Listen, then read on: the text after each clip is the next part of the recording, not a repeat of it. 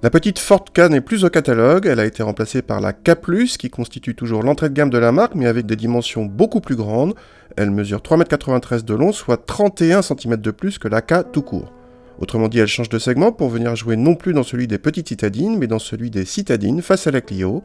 Pour autant, elle veut rester très abordable puisque notre modèle d'essai s'affiche à moins de 10 000 €.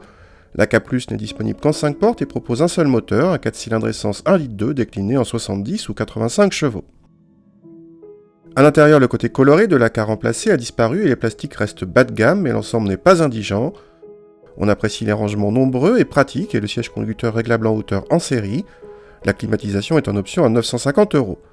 La bonne surprise vient des places arrière, bien plus accueillantes que dans la précédente Ka, même si ce n'est pas difficile, mais généreuses même par rapport aux autres citadines.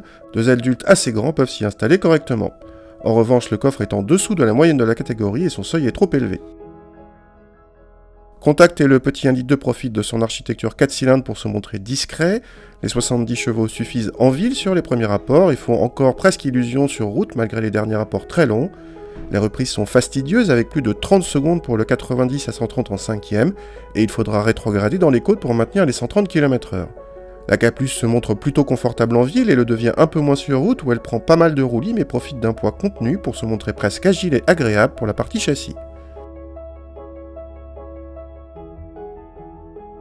Côté consommation, l'absence de stop and start et l'architecture 4 cylindres pénalisent cette Ka+ face à des rivales plus sophistiquées adeptes du downsizing, mais son appétit reste raisonnable.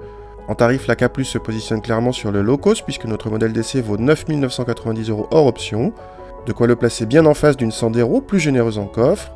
Malgré quelques fausses notes, cette Ka+ nous a fait bonne impression, toutefois si vous comptez voyager un tant soit peu, nous vous conseillons la version 85 chevaux, plus à l'aise sur autoroute mais qui coûte 1 500 € de plus.